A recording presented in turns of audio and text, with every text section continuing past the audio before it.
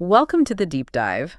Today, we're going to be looking at how to discuss literature like a native English speaker. I've got some notes here from a podcast episode all about it, and honestly, it's making me rethink how I talk about books.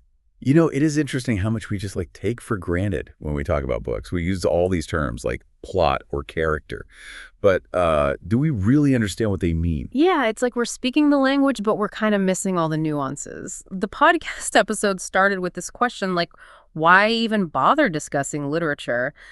Beyond just sounding smart at a party or something. That's a really good question. And the answer goes way beyond just trying to, impress people at dinner parties. Literature can be like a bridge to different cultures and historical periods, even different ways of thinking. And when we discuss it, well, that helps us build empathy and understand the world a little better. I've definitely had moments where a book just totally changed how I saw things, but I never really thought about it as, building a bridge to another culture. That's a really cool way to put it. It is, isn't it? Now, the podcast, it really emphasized knowing some of those basic literary terms. It's kind of like having the right tools for the job. Right, like the foundation of a house, you can't really build anything too interesting without it.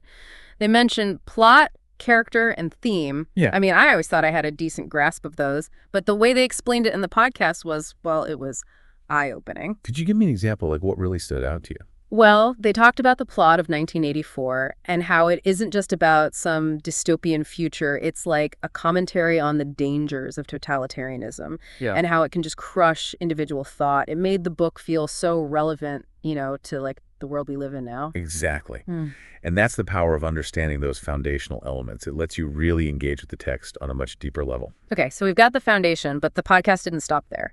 They also introduced the concept of analyzing writing styles. Right, because every author has their own unique voice and their own way of presenting their story. And if you understand their style, you can unlock all these hidden layers of meaning and intention. They actually used The Catcher in the Rye as an example, and they talked about how that narrative voice of Holden Caulfield, that angsty teenager, how it directly shapes how we experience the story. It's like we're right there in his head experiencing his frustrations and disillusionment, firsthand.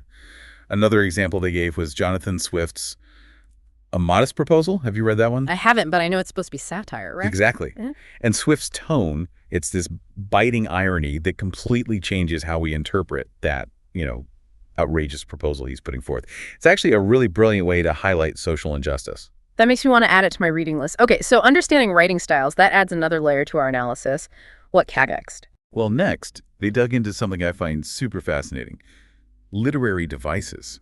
These are the tools that authors use to create, specific effects and add more depth to their work. Like metaphors, symbolism, and foreshadowing. I've always found those concepts a little intimidating, if I'm honest. They can be, but try to think of them as the spices in a recipe, They add complexity and flavor to the story.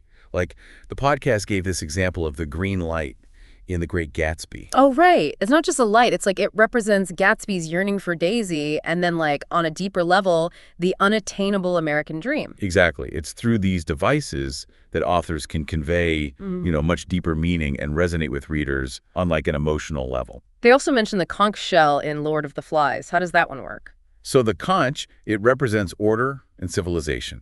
And as it deteriorates throughout the story, so does the boy's sense of community. It's a really powerful way to symbolize the fragility of social structures. Wow, I'm starting to see how understanding these literary devices can just completely change how you view a book. They do. And the podcast talked about, several other devices, like foreshadowing, for example. Oh, like in Romeo and Juliet, where Shakespeare, he hints at the tragic ending right from the very start. Precisely. It creates this sense of suspense, and Yeah. It makes us feel the weight of their, inevitable fate. I'm already thinking about all the books I've read and wondering what literary devices I completely missed. It's like a whole new world is opening up. It is. And these are just a few examples. There's a whole arsenal of tools that authors use to make their stories so much richer. Okay, so we've covered the basics. Plot, character, theme, writing styles, and we even dipped our toes into the world of literary devices. What else did the podcast have to offer? Well, they talked about how to put all this knowledge into practice, how to move beyond just saying, I liked it, and start writing reviews that, offer some real insight. Oh, that's a skill I could definitely use. I always struggle to articulate my thoughts about books in a way that feels, meaningful. It's a common challenge. Yeah. And the podcast gave some great tips. They emphasized summarizing without, spoiling the plot, Yeah. analyzing those key elements that we've been discussing, and then offering your honest opinion in a way that adds to the conversation. So it's not just about saying whether you liked it or not. It's about backing up your opinion with evidence from the text and offering a perspective that other people might find insightful. Exactly. It's about engaging with the book on an intellectual level and contributing to the ongoing conversation about, its meaning and its impact. Okay, I'm feeling inspired to up my book review game. But before we move on, the podcast shared a couple of fun literary facts that I thought were really interesting. Oh, I do love a good literary anecdote. Do tell. Well, did you know that Moby Dick was a complete flop when it was first published? Really? That's hard to believe now, considering, it's considered a classic. Right. It just goes to show how literary tastes can change so dramatically over time. What we might consider a masterpiece today, well, it might have been completely dismissed in the past. It's a good reminder that there's always room for reevaluation, and new interpretations when it comes to literature. They also mentioned The Wasteland by T.S. Eliot, which is known for being pretty complex and incorporating multiple languages. Ah, The Wasteland. Definitely not light reading. But it's a testament to the power of language and how it can be used to create these, challenging and rewarding works of art. Okay, so we've covered a lot of ground. We've explored the foundational elements of literature, delved into writing styles and literary devices, and even touched on the art of writing reviews. I feel like I'm already thinking about books in a whole new way. Me too. Oh. And we've only just scratched the surface. There's so much more to explore in the world of literary discussion. Well, buckle up, because in the next segment, we're going even deeper. We'll explore how these concepts can be applied to other areas of our lives, from understanding, the media to becoming more effective communicators. So stick around, because the deep dive is about to get even more fascinating. Welcome back to the deep dive. That last segment, it really got me thinking. We've been talking about, literary devices and all this analysis, but I'm starting to see how these concepts go way beyond just books. Oh, absolutely. It's like we've unlocked this secret code, Yeah. a way to understand how language shapes our perceptions and influences how we think. The podcast hosts mentioned something like that. They said that understanding these literary techniques, well, it can make you a more critical consumer of information in general. It's true. We see these narratives and persuasive techniques everywhere, like in advertising or news articles, even political speeches. Think about how often you see metaphors or symbolism like being used to sway your opinion or make you feel a certain way. Oh, wow. Yeah, you're right. I'm picturing those political ads with that, like soaring music and images of flags waving. It's like they're practically dripping with symbolism. Exactly. And if we can recognize those techniques, well, we can start to see through the surface and analyze what those underlying messages and motivations really are. It's like we're becoming like literary detectives or something, uncovering those hidden meanings behind the words. I love that analogy. And, the more we practice these skills, the better we become at recognizing how language is used to shape how we see things. It's about developing a more, discerning eye, being able to look beyond the surface and analyze those underlying messages and motivations. This is making me think about all the times I've just blindly accepted a news story or an opinion piece, without really questioning the author's agenda or how they were using language to frame the issue. Well, it's a common trap, and honestly, one that's becoming even harder to avoid with all this information overload we're dealing with these days. But by using these literary tools, we can navigate this world with a bit more awareness and critical thinking. It's funny because we often think of literature as this separate thing, almost like an elitist realm or something. But the truth is, all these tools of literary analysis are actually super relevant to our everyday lives. They are. And the podcast hosts, they made another point that I thought was really insightful. They talked about how just discussing literature, even casually with friends or in a book club, can foster empathy and understanding.